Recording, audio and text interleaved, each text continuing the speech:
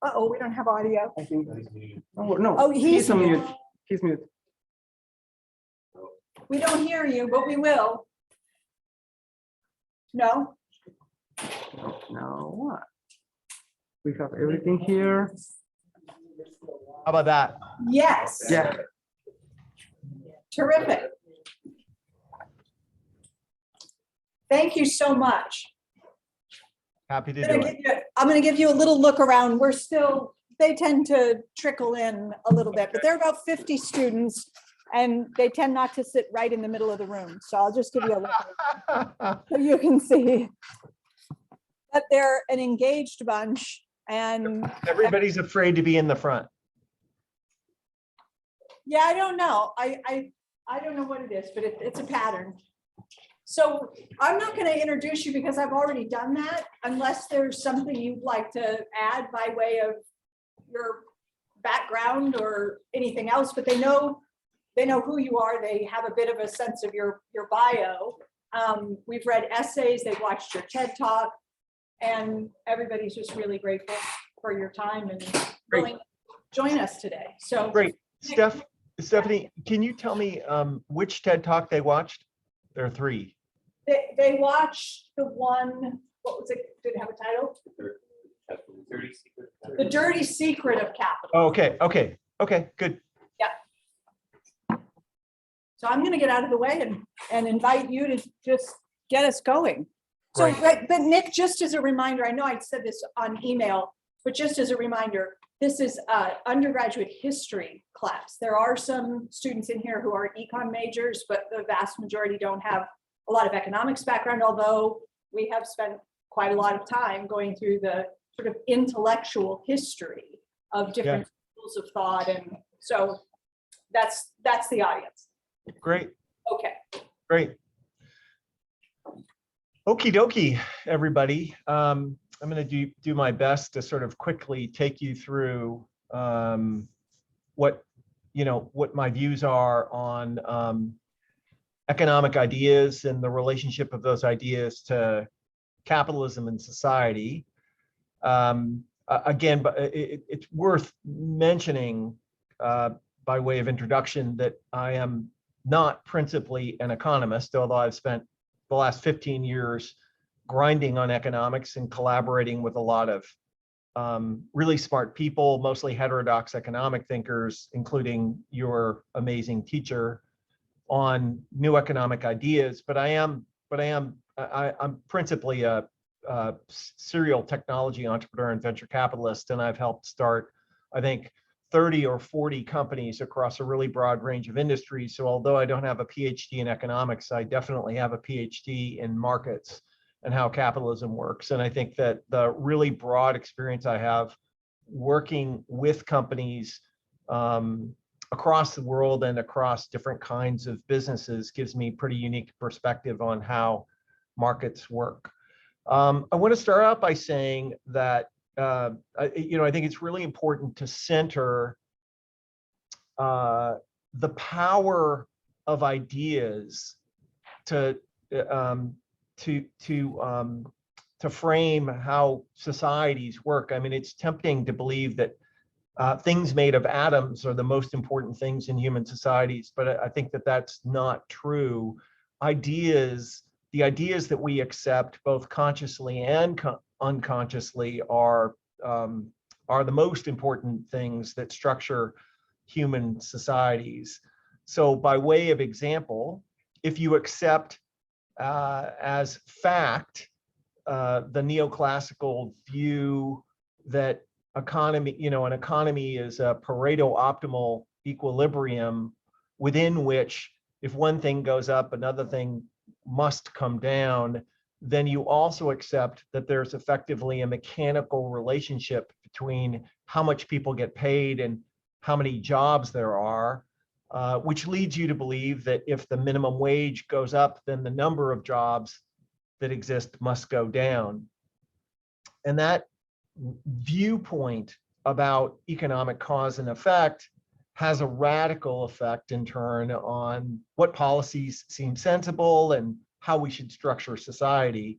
And under that framework, it seems logical and moral to keep the minimum wage low, because if we raise it, we'll be harming the very people we intend to help. And so, my basic viewpoint, and what I would encourage you to consider, is that virtually all of the economic ideas that undergird neoclassical economics and its weaponized ideological companion, what we call neoliberalism or market fundamentalism, most definitely the ideas that permeate our culture and our politics and policy, are not true ideas. And by not true, I don't mean the difference between, you say tomato and I say tomato. I mean that virtually every underlying assumption of neoclassical economics, what they're no doubt teaching in the university in which you attend, are just objectively false. They were conjectures created by well-meaning folks decades or maybe even 100 years ago, and not a one of them has any real relation to what actually happens on planet Earth. And those mistakes, while well-meaning, have been harnessed and weaponized into a framework of thought which mostly exists as a protection racket for the rich. And there are some really interesting historical reasons for that. But suffice it to say that if you take neoclassical economics and neoliberalism seriously, if you believe, as many people do, or most people probably still do, in the implications for economic cause and effect that framework of thought implies, then the rich are going to get richer and pretty much everyone else is going to get poorer, and there's really no way around that. And so I wanted to take you through some of the profound mistakes that are embedded in that framework of thought, and show you what some of the cultural and political and policy implications are, and then go on to how that affects capitalism and society and what we might do to change it. So the core sort of premise of neoliberalism is this idea of homo economicus, the idea that people are biologically evolved to be reliably selfish and rational. And that assumption actually is pretty technical, and it includes the proposition that people are analytically deductive, that we have perfect information, infinite foresight, no limits to our cognitive abilities, that we have all the time and can take all the effort to make really thoughtful economic decisions, but principally that we are reliably selfish, that's just who we are. And it turns out that it's just factually incorrect, that human beings, there's 40 years of recent social science research to show that humans are nothing like that sort of idealized fiction that most economists rely on today.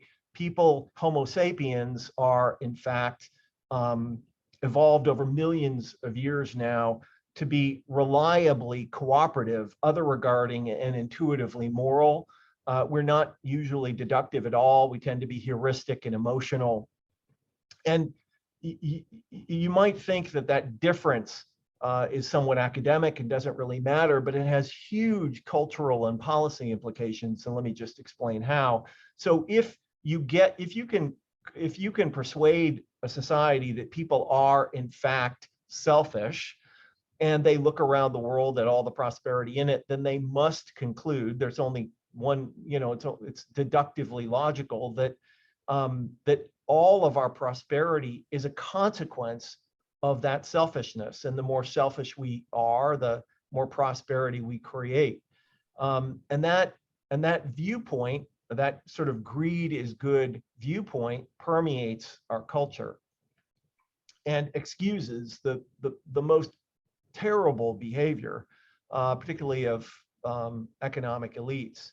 But if, on the other hand, you recognize, as most social scientists do today, that people are fundamentally cooperative, other regarding, and reciprocal, then when you look around at the world, at all of the prosperity in it, you have to conclude that it was cooperation, not selfishness, that caused that prosperity. And given those two frameworks or viewpoints, you end up in a very different place, both culturally and politically, and from a policy perspective, depending on which one you accept. Another fundamental mistake that neoclassical economics makes is the idea that the economy is in equilibrium, which is a technical term from physics. It basically means that the economy is at this what's called the Pareto optimal equilibrium, where everything is effectively just as it must be to create efficiency. I'm massively oversimplifying now. And that also is just a fundamentally inaccurate way of characterizing a human economy. The only equilibrium systems in the world that exist in the world are dead. The surface of the moon is an equilibrium system, but a human economy isn't an equilibrium system at all. It's a non-equilibrium, energy intensive ecology, a complex adaptive system. And again, these are not academic differences, because if it was a Pareto optimal equilibrium, then it would be true that anything we do to change that system, like regulate it or raise the minimum wage or make rich people pay more tax, truly would push that system away from its efficient equilibrium and destroy welfare for everyone. If, on the other hand, it's a complex adaptive ecology, claiming that raising wages kills jobs would be as ludicrous as claiming that when plants grow, animals shrink. Nothing could be farther from the truth. And again, massive cultural implications for thinking this way. If you accept that the economy is this Pareto optimal equilibrium, this is just the best idea ever invented by people at the top of that pyramid for defending the status quo, because again, the cultural and policy implications are that the existing hierarchies are the best and most efficient, and anything that we do to deviate from them will harm everyone in the system. Another fundamental mistake of neoclassical economics is our definitions of value and prosperity. GDP, which is basically adding up the value of all that we create as a measure of human welfare, is deeply flawed. I don't want to go into the myriad flaws of it, but among them are problems like a hurricane hits your city and wipes out all the buildings, but GDP goes up because there's a lot of economic activity that has to be applied to fixing it. Or you get cancer and a huge amount of money needs to be spent to save your life. Again, GDP goes up, but human welfare goes down. And what seems very clear, and at least our theory of value, is that that GDP is not a good measure of welfare. That in fact, the best way to think about prosperity in human societies is solutions to human problems. That prosperity really has almost nothing to do with money. It's just a medium of exchange. The difference between a poor society and a rich one is the number of solutions to human problems that are available to the people who live in that society. And again, if the huge cultural implications and policy implications of that, if GDP truly is a good measure of welfare, then the more GDP we have, the better off everyone will be by definition, which implies in turn that even the most horrifically harmful economic activity is good by definition. And again, it makes it impossible to distinguish between a company that does $1 billion giving you cancer versus a company that does $1 billion a year saving your ass after you get the cancer. And of course, these two enterprises are not equivalent, and we shouldn't judge them in that way. Another mistake of neoclassical economics is that again, that the system itself, that markets are efficient, and efficiency is a term or an idea that is relevant in mechanical systems. It has meaning to say that a particular kind of car may be more efficient than another car. It may convert energy into motion more efficiently. But markets actually are not efficient at all. A market is best understood as an ecology where firms effectively are organisms that are competing against one another to fill niches, to solve human problems.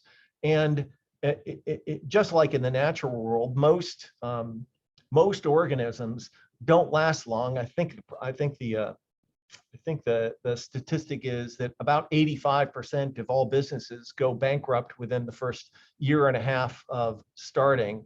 There's nothing efficient about that at all. But what markets are, and markets truly are one of the great social technologies ever invented by humans, markets are enormously effective at evolving solutions to human problems.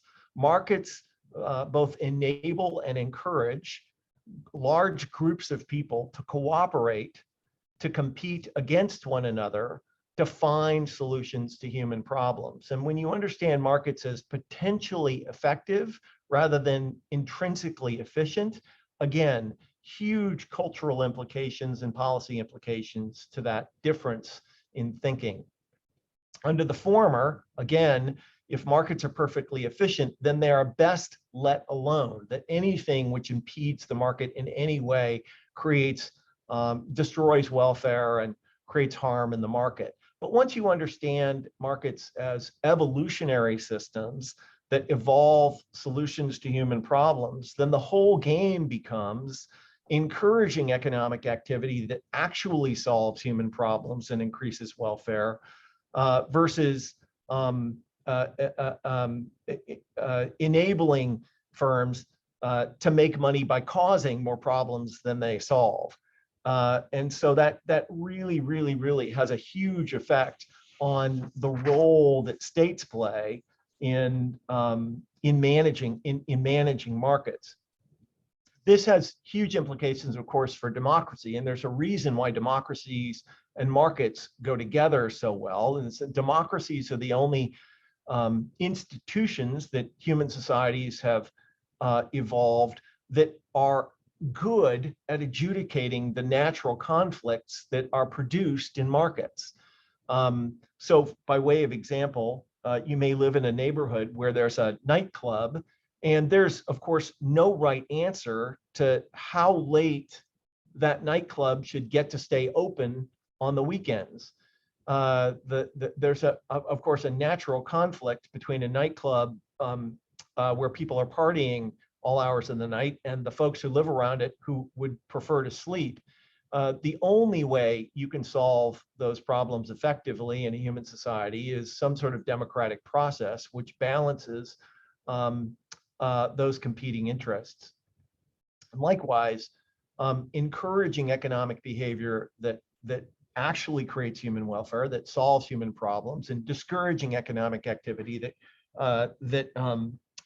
creates more problems than it solves is, sort of the heart of what democratic processes are good for. Another mistake that neoclassical economics makes, again, all of this was well-meaning in the beginning, it wasn't a conspiracy, is defining price and value as equivalent. In neoclassical economics, price equals value. And the implication for that is that if you are paid $7.25 an hour, which is today the federal minimum wage. That's because that's all your worth. That's all the value you create.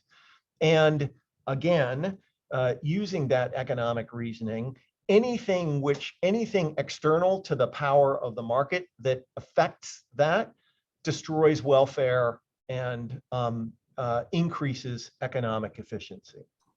And all of this, I could go on for hours punching through the different assumptions that undergird the conventional economic orthodoxy of our time, but you can sum it up in a proposition offered up by a guy named Arthur Orkin, I think in the 70s or 80s, that basically proposes that there is always a trade-off between economic efficiency and economic fairness. That we can have a fair economy, but we will trade off economic efficiency, growth, and prosperity for it. And again, if you're at the top of the economic pyramid, that's a very convenient thing to get people to believe, because the implication is that anything we do to constrain the wealth of the wealthy, to improve the lot of the people at the bottom or in the middle, destroys overall welfare, slows growth, and kills economic efficiency.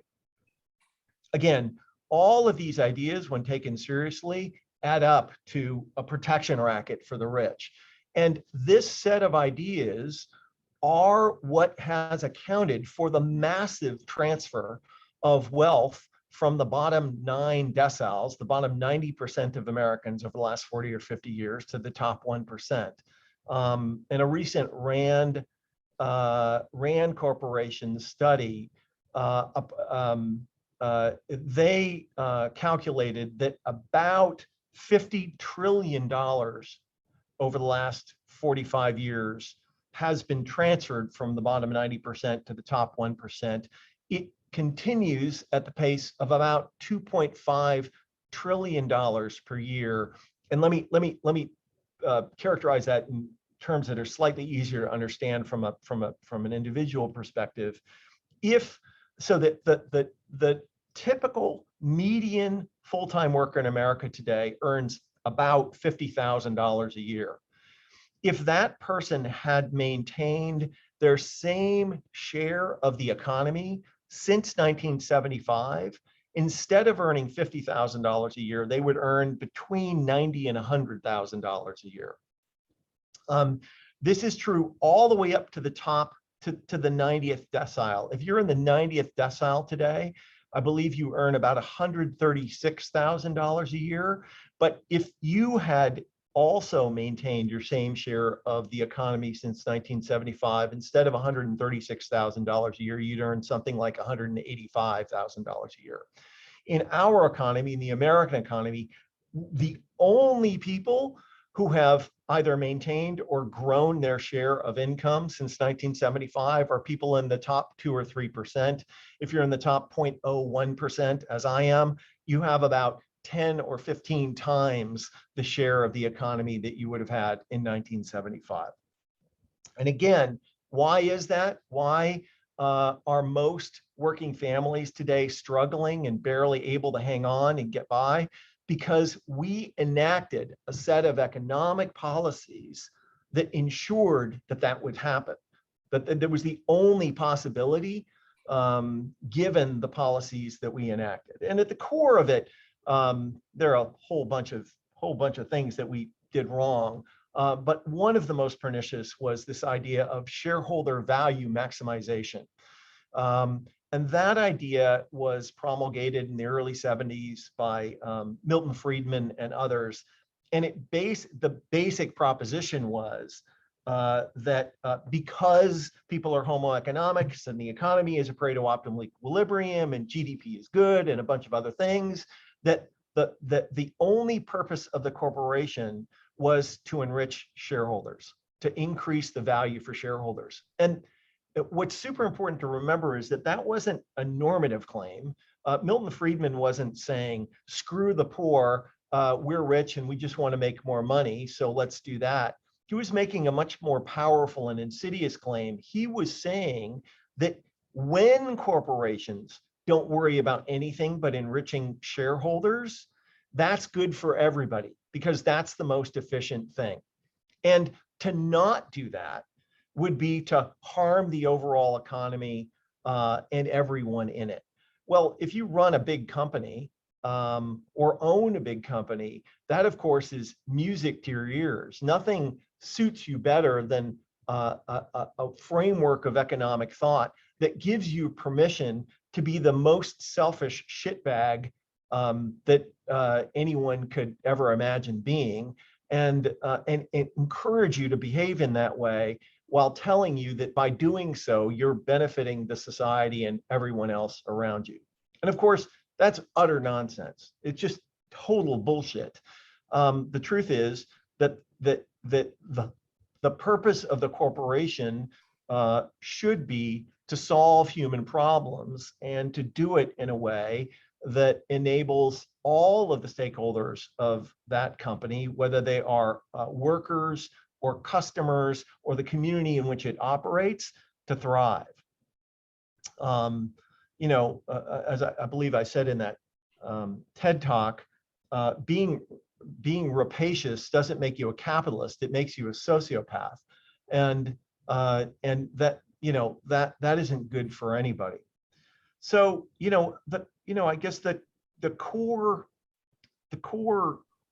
stuff that I think is really important to recognize is that this culture of selfishness that characterizes late capitalism is not a thing which is intrinsic to the system itself. Of course, markets are competitive and people need to compete, but the minimum standard we should hold markets and capitalism to is that every company should be able to pay the people who work there enough to lead dignified, secure, economically secure and stable lives without government assistance. And the truth is that if you operate a business that isn't doing that, then you're not a company, you're a parasite. And there is no earthly reason why in a society as wealthy as ours, we should tolerate that kind of behavior. And in fact, holding companies to higher and higher standards is something we should always do. And this is the purpose of democracy and probably the single most productive thing we can do to ensure that the country is strong and that we all thrive. Anyway, that is sort of a high-level explanation, I think, of where we went wrong as a society, where capitalism went wrong and where economics went wrong. And there's a shit ton of work to do to get everything back on track. Stephanie? I'm on my way. So one of the things that is fun in this class that we do with each of our guests is we start with everybody gets the same question. And the question we usually open with is, are you a capitalist? But since your TED Talk begins with you saying, I'm a capitalist, that's not a very fun question. So instead, I want to just do a little bit of a twist on the question and ask you, what makes you a capitalist? Yeah, so that's a great question. I think markets are one of the greatest social technologies ever invented for increasing human welfare and, frankly, ennobling the human spirit. Because markets permit and encourage the kind of cooperation that can solve insanely complex and ever more complex human problems. And and to date, no one has ever found a better way of organizing a human society to create progress. So socialism, if you take that word seriously, means state ownership of the means of production. And socialism only solves one economic problem, which is how to distribute existing prosperity. And it does it very well. But the problem with socialism, and the reason that every single socialist experiment in the history of the world has eventually failed, is it makes no provision for how to create new prosperity, because it is the evolution of solutions to human problems enabled by the massively complex network of highly skilled, highly trained people within a firm to evolve new solutions to human problems. That's where increasing prosperity comes from. When you take two old technologies and recombine them in a new way and make it in a new way, that's what innovation is, and that's where increased prosperity comes from. So I am an enormous fan of markets, but markets are only good as an evolutionary scientist might say, as the target of selection. That is to say, how good the society is at constraining markets in ways that ensures that the activity within them actually improves people's lives. And that means constraining how they treat their workers, constraining how they treat their customers, constraining how they treat the society within which they operate. All of these constraints force markets to produce welfare and not harm.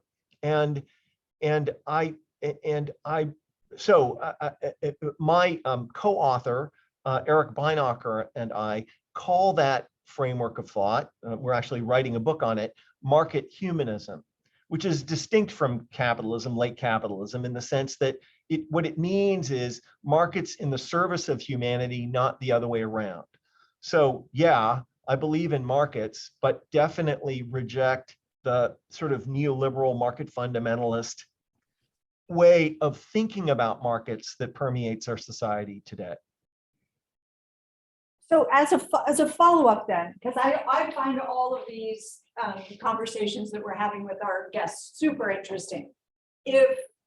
Would you then say that someone making $7.25 an hour, who shares your appreciation for markets, your skepticism about socialism, let's just say they embrace everything you just said, Walmart worker making $7.25 an hour, is that person then a capitalist as well? Well, I think that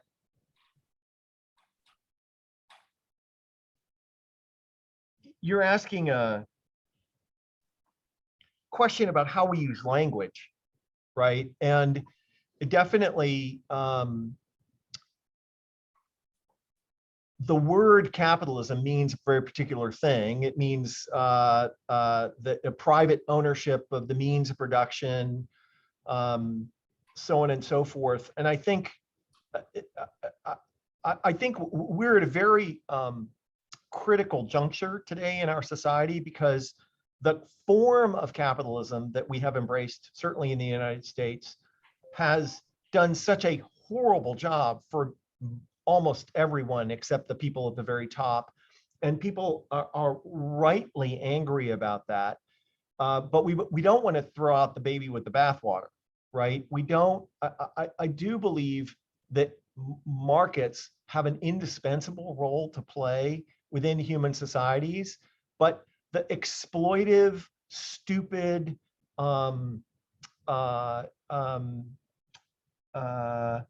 primitive version of markets that we now call capitalism that we've accepted, we need to chuck out. That person who today earns $7.25 at Walmart actually deserves to earn probably $33 or $34 per hour, because that's what they would have earned if the share of productivity that that's what they would have earned if that minimum wage worker had shared in productivity gains over the last 30 years. And obviously, if minimum wage workers in America earn 25 or 30 bucks an hour, and the median family earned 100,000, not 50, and people like me had less, we would live in a much different society, right? We would, for instance, live in a society where the government deficit was zero. Because if you do your divided bys, that's what happens. And we would live in a society where there was a tiny fraction of the political polarization that we currently face, and a society where the schools were better, and there was, and where the folks would live longer, and so on and so forth. But anyway, I just think that we have to find a way, and this is a big political challenge, to continue to acknowledge the value that markets create without being bamboozled by the market fundamentalists and laissez-faire folks who are just looking for an excuse to exploit people. Right? Because what they will tell you is that any constraint on capitalism is socialism. And that's just bullshit. Do we have questions? I know we do. I'll work the camera. Who's got a question?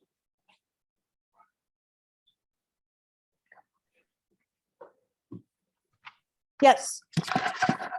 So often when you're trying to make a broad societal change, there are multiple areas you could target in order to have the most efficient or perhaps the most effective approach towards dealing with a problem. With a problem as complex as organizing an economic system and systems of production and distribution, where do you see the most effective place to start with regards to moving beyond the system based predicated on selfishness and exploitation?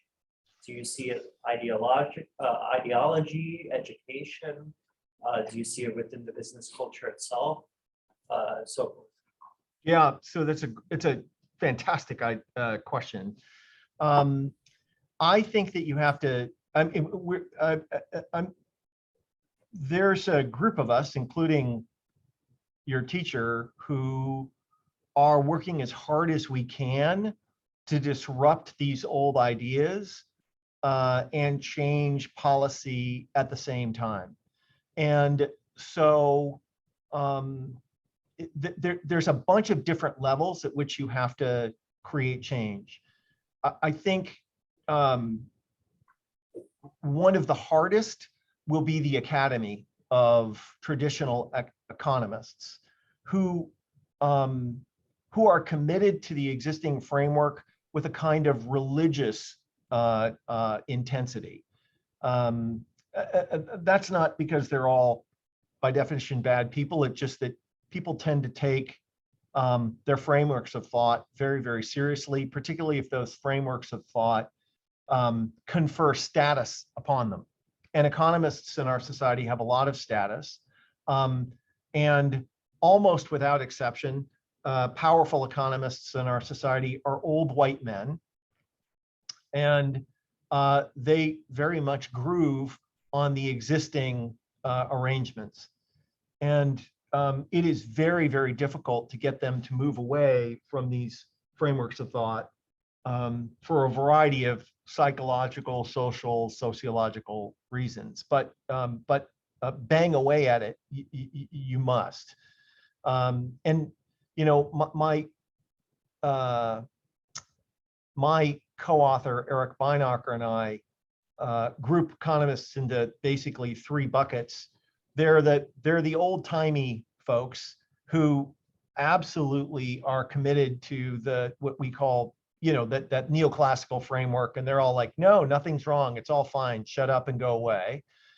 Then there's the middle section of folks who we call market failure. We call that school of thought market failurism. And those are people who recognize that the existing framework has deficiencies and a ton of what they call market failures, and believe that we can just rejigger the economic framework of thought and it will just work better. And lots of those people are our friends and we encourage them to do that. But ultimately, that path seems deficient to us, because if every single interesting problem in your field is called a market failure, this implies that the framework of thought you're using to analyze these problems may be deficient by definition. And what we advocate for is basically tearing economics down to the studs and reconstituting it from the ground up with a set of empirically verifiable assumptions about human behavior and the dynamics of human social systems that leads to a better ideology and better policy. So that battle is taking place right now, and there are some great orgs that are at the forefront of that. There's a whole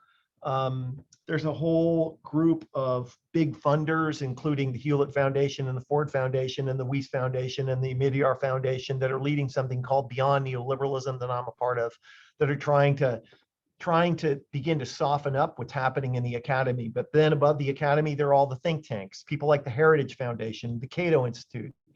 And these are organizations mostly funded by big business that are designed to weaponize those bad economic ideas and turn them into big persuasive public narratives and policy. And so you need to fight that. And then at the highest level, you have to begin to change hearts and minds. So what of ordinary people, right? You have to begin to change how the everyday citizen sees economic cause and effect. And there's all sorts of ways to doing that. What you may not, what Stephanie may not have mentioned is that I and my gang, we cooked up the $15 minimum wage in Seattle, which most of you have heard of. And there's all sorts of ways to think about that effort. But I think the most important way to understand it is not as a policy, but as a way to relitigate economic cause and effect. Because if you believe in neoclassical economics, the $15 minimum wage is literally insane, right? And believe me, when we started working on this in 2012, people called me insane. Economists on the left called me insane, because even left-leaning economists believed that the economy was a Pareto optimal equilibrium, and if you increased wages, it would decrease jobs. I got in a huge fight with Alan Kruger, who's the man who did the first empirical evidence showing that raising wages didn't kill jobs, because he believed that 15 was insane. And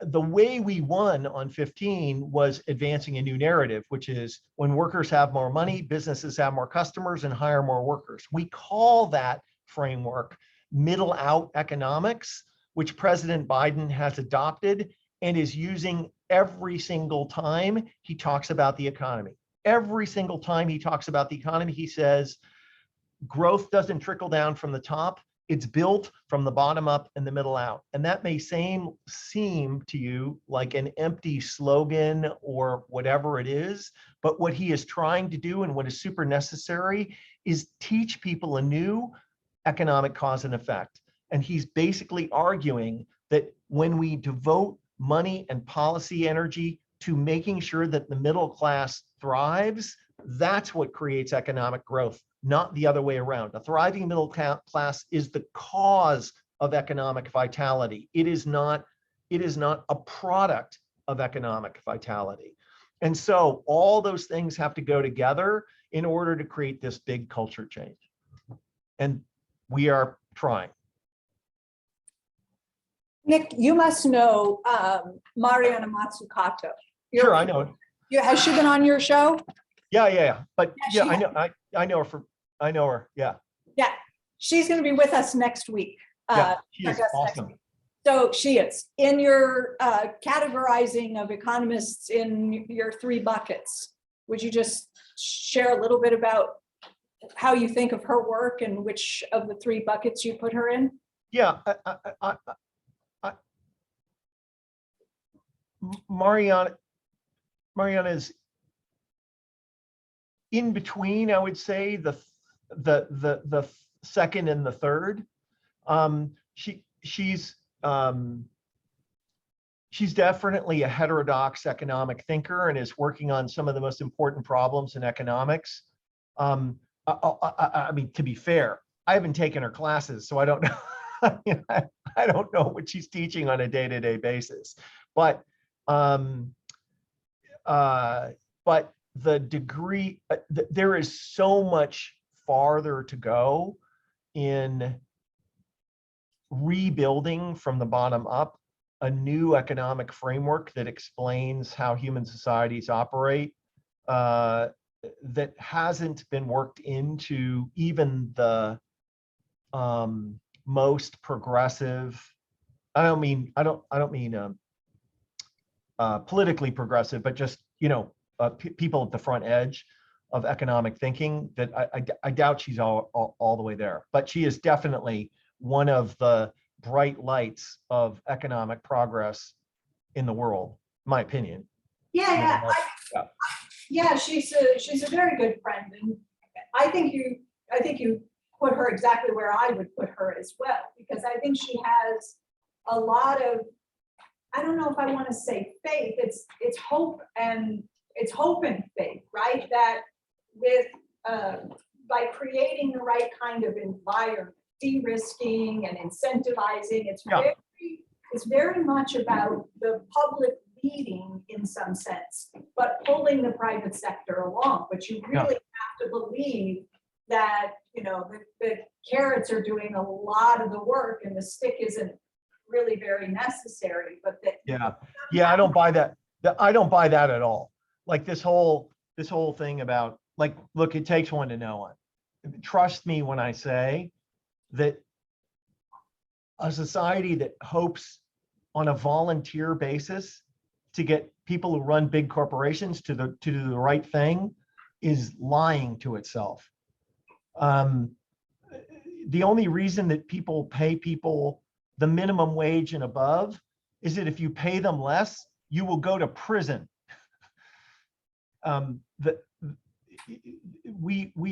This whole thing about the business roundtable adopting stakeholder capitalism, that's a press release and nothing more.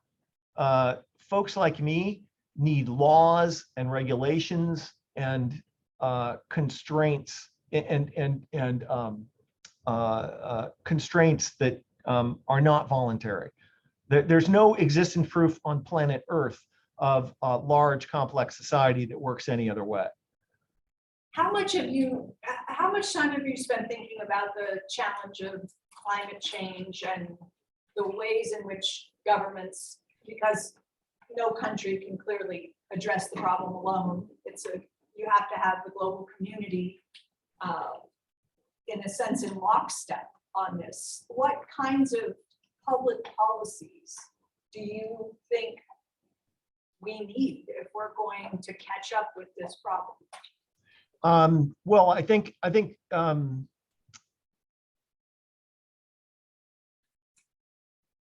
two things. I think that changing our definition of prosperity is intrinsic to that process. Because if you believe and if you operate as if GDP is the best measure of welfare that we have, then again, you're back in this box where anything which constrains GDP is bad by definition, which basically means that the more we burn, the better off we all are. That's the first thing. The second thing is that you have to disrupt the neoclass, this equilibrium, Pareto optimal equilibrium way of thinking about markets and efficiency, because if you don't, you end up with people like William Nordhaus who want you to believe that climate change is this cost benefit problem, and that we have to somehow weigh civilizational collapse against the profits of the oil companies or something like that. That's just completely nuts. And this guy won a Nobel Prize for this kind of thinking. It's so absurd, it boggles the mind. But by the way, that way of thinking about climate change is embedded in the very algorithms we use in the federal government today to judge every single regulation, which is a whole nother project that we're working on that I can't tell you about. But but suffice it to say that the federal government of the United States today has a way of looking at regulation where they weigh how much a regulation will cost companies, and then basically say, and all that other stuff like ecosystem collapse or equity or whatever that is, that's hard to measure and we're just not going to really count it. So, oh, this regulation really sucks, right? All of that thinking has to get eliminated. And then finally, I think that I think that incentives to get companies to do the right thing can be a part of the solution, but at the end of the day, you know, we don't minimize things that we don't want with incentives in other domains. We make them illegal, and I think that just if we want to get on top of climate change, ultimately we're just going to have to make carbon illegal. You know, like I'm not a big believer in carbon pricing and stuff like that. I think it's somewhat naive. I think a better way to do it is just to say no, don't do it. Figure out how to do what you do without producing all this carbon. And but I do think that rethinking what prosperity is and understanding it as solutions to human problems allows you to start to take steps to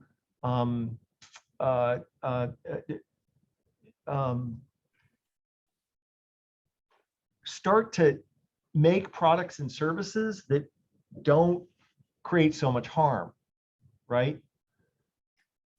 Yeah, you have talked several times just with us in the last hour or so about the minimum wage and the minimum wage not keeping up with productivity, and the piece that you asked us to look at, your recent piece on FDR, Biden becoming sort of the next, can he live up to the the FDR challenge or something? And you talk about inequality. And, you know, I also had them read this piece. Was it in the Washington Post, the Leon Cooperman piece, or the New York Times? Big feature piece on Leon Cooperman. I think I sent it to you weeks ago. The billionaire hedge fund. Yeah. Who write in this piece, he's not one of my favorite guys, but go on.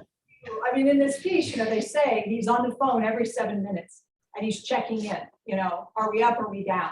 And they say, Mr. Cooperman, you're up 7 million since, you know, lunchtime. Says, thank you. And he hangs up. And then a few minutes later, you know, he gets another update on the portfolio and the performance of the investments and so forth.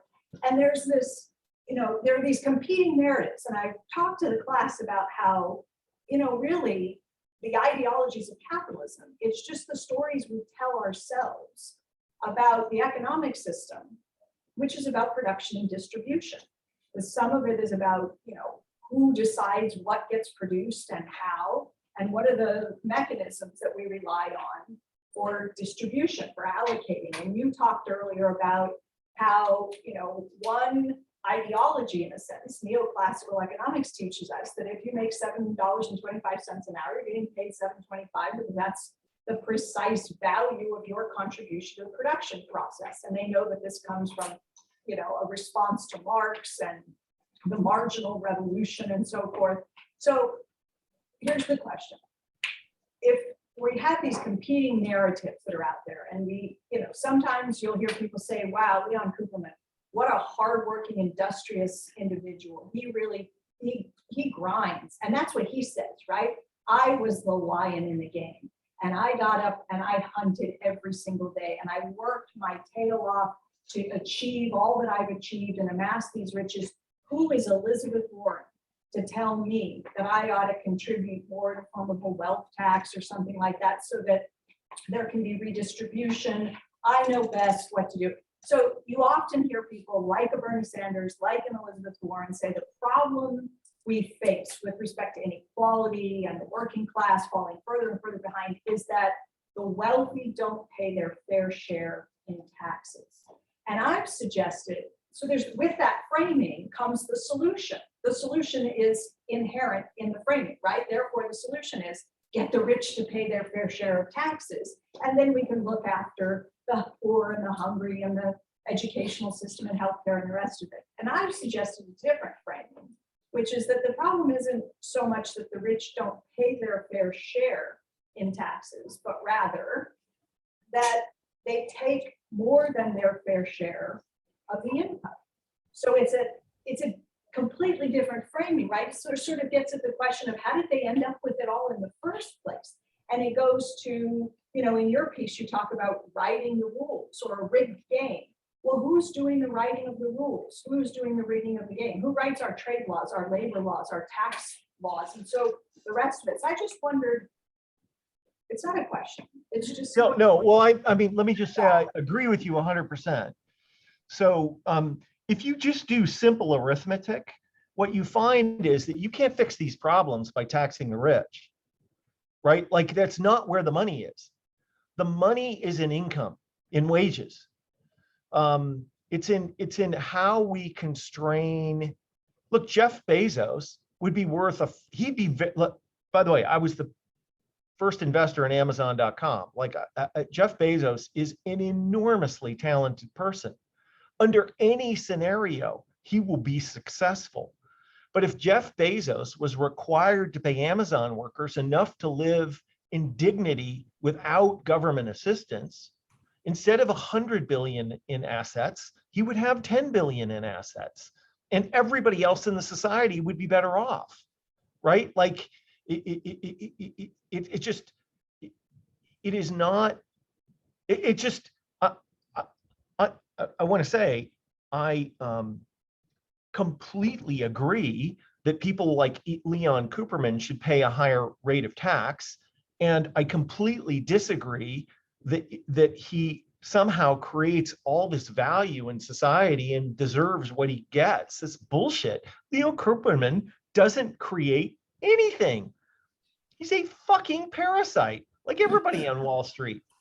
Like he rubs money together to make more money. He's never solved the human problem. He's never improved someone's welfare. He's never invented something useful for humans. These people are fucking parasites. They serve no constructive role in our economy other than harvesting money by manipulating the system.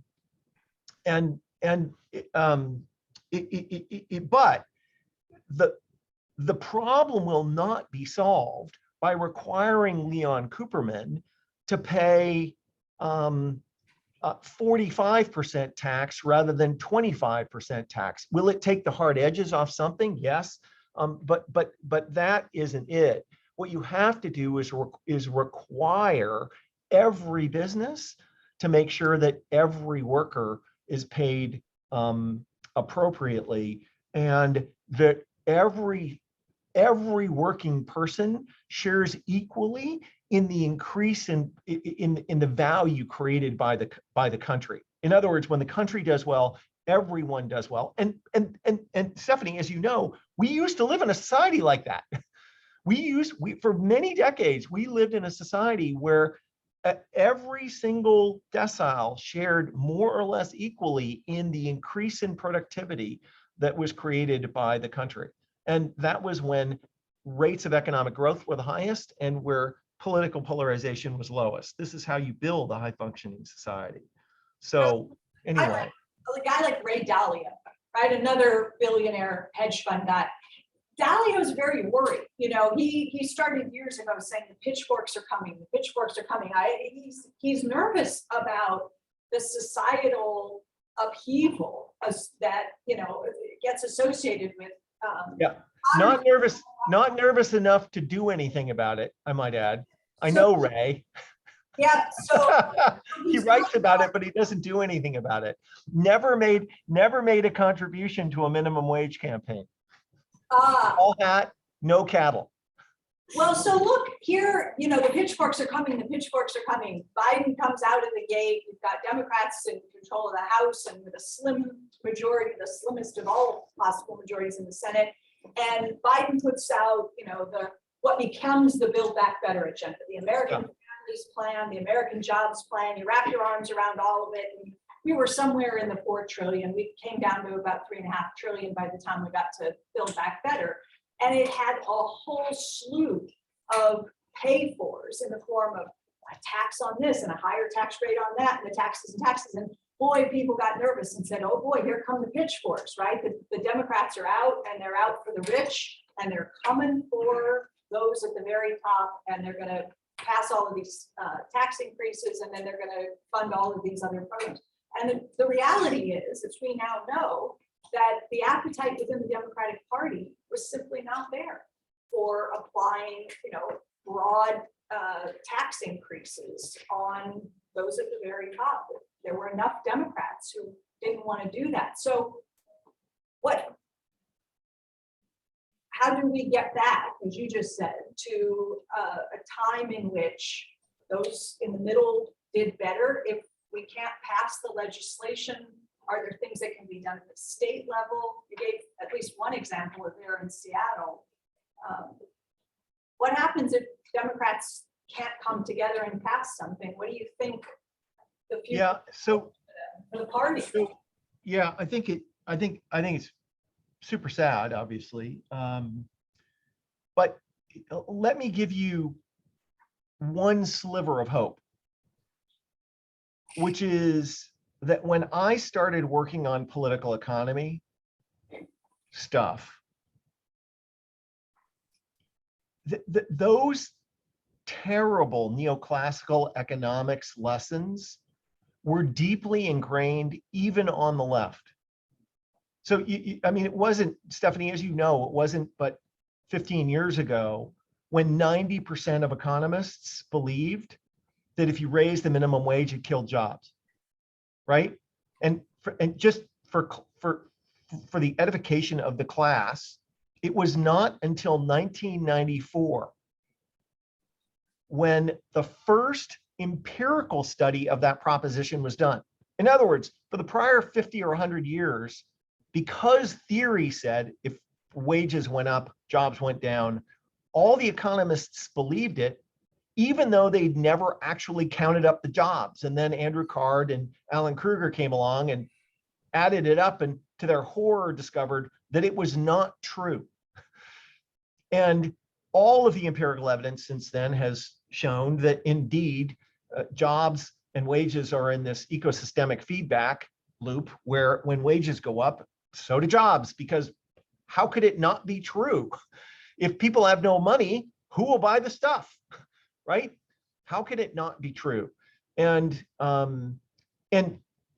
here's the hope, is that even left-leaning Democratic senators believed that bullshit 10 years ago, 15 years ago, because they took economics classes and they were convinced that all of these sensible policies would create harm.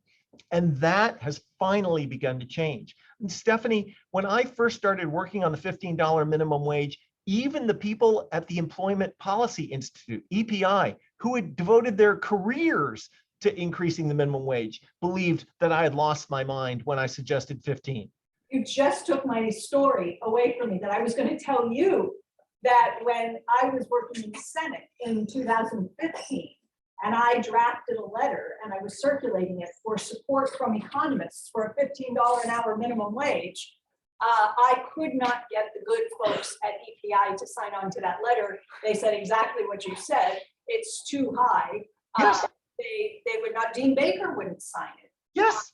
Yeah. No, think about that. Think about that. I mean, you people in the class, you don't know how crazy this is. These are people who have devoted their entire careers and lives to trying to improve the lot of working people.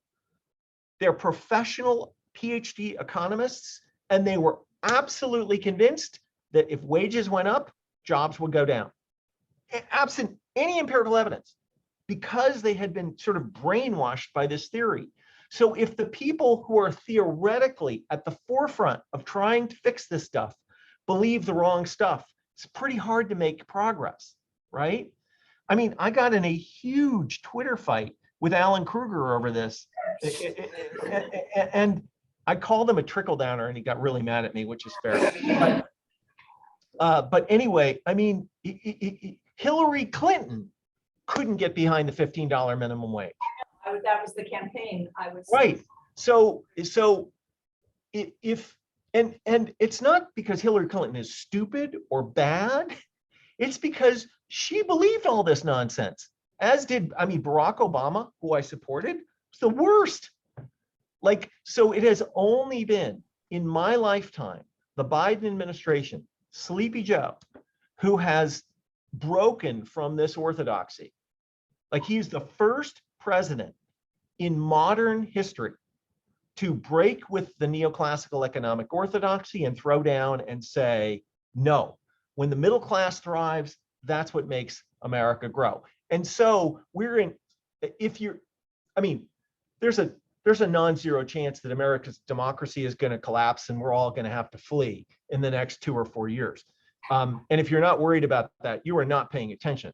But being somewhat optimistic, the stranglehold that these old ways of thinking have on the world are beginning to break and crumble. And Steph, you've been a big part of that. And so I have a sliver of hope that we can get more and more people to wake up and be like, holy shit, this was all nonsense, right? All these things that we learned in class, these are just not true things. And we don't have to take them seriously anymore. If we actually invest in people, that's not gonna make the world worse. It's gonna make it better. All right, let me throw this at you. Another thing that people resisted for a very long time, said all these terrible things would happen. We simply can't do it. And then we did it and it was incredibly successful, much like with the $15 an hour minimum wage fights. So 2019, crowded field of Democratic presidential hopefuls, right? Well, 14, 15, however many were running, with their different policy platforms ranging from canceling all student loan debt, Medicare for all, canceling some student loan debt, infrastructure, all the rest. You know, we heard from Biden, from Pete Buttigieg, from Bernie, from Elizabeth Warren, from Kamala Harris, all these candidates, Cory Booker and everybody, baby bonds, a lot of it. Everybody had a plan to pay for their spending. Okay, here's where the money's going to come from, and here are the things that I would like to spend money on. And then COVID comes. And within a few months, right, from 2019 to March of 2020, everything changes. Coronavirus is here. Congress has to act. We have a divided Congress. We have Trump in the White House, but we have a global pandemic unfolding. And Congress moves a $2.2 trillion piece of legislation just like that, the CARES Act, right? $600 a month in, it's $600 a week in unemployment, top up from the federal government, checks went out, money to help employers hold on to workers, keep them on payroll, cover costs, and so on and so forth, 2.2 trillion. End of the year, December, another 900 billion. A few months later, March of 2021, 1.9 trillion, more checks in December, more checks in March of 2021. The child tax credit lifts almost 40% of all the kids in this country out of poverty shortest recession in US history, shortest recession on record, rapid recovery of the US economy and all the rest of it, kids out of poverty, the first time that we had an economic recession where poverty went down and not up, right? I mean, there are on so many different levels. This was an incredible success story. But now we have, alongside the improving economy and jobs and all the rest of it, higher inflation.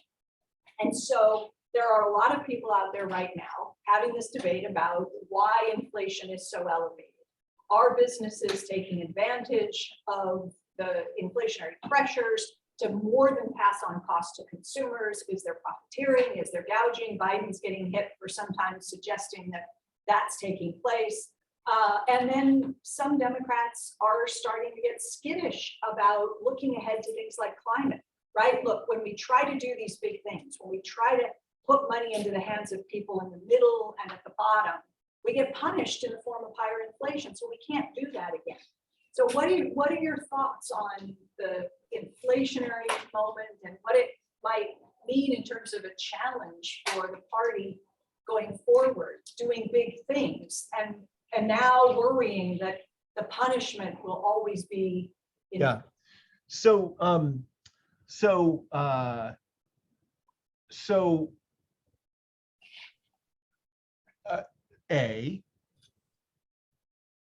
the trickle downers who make up virtually all of the Republican Party and some of the Democratic Party will always find a way to characterize anything positive we do for working and middle class people as bad for the overall economy. There will never be a time that they don't do that. And so you just have to expect that. But the inflation that we are having today is mostly a consequence of a cataclysmic disruption to the global supply chain that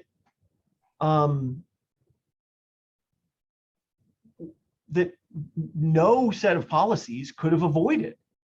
I mean, it apparently takes over a year today. I happen to be doing a remodel at for a home I own, and I was told recently that it takes a year to get a new sub-zero refrigerator. So if you're in a remodel project like I'm doing, and you're about to get done, and it's going to take a year to get a fridge in that house, there is literally no amount of money you won't spend for that refrigerator, right? Like what the sticker price is of no concern to you because you can't move into the stupid house without a refrigerator, right? Like and so it goes with virtually every product and commodity in a world. I mean, unless you operate these businesses, it's hard to explain to people how finely tuned the global economic system was going into the pandemic. Like the world spent 40 years perfecting just-in-time inventory, right? Like Toyota operates their plants so that they have literally hours of inventory on the floor to make the cars, right? So if you shut all that down for 6 months or a year and then start it back up, the shit is going to hit the fan, right? And it doesn't take but one little part in a Toyota so that you can't ship the car, right? So, so much of the inflation, the higher prices that we are seeing today are a consequence of the scrambling going on throughout the global economy to fix all this and get it all balanced out, plus the profiteering that is taking place by big companies who for the first time in decades have this opening to raise prices where no one will push back, right?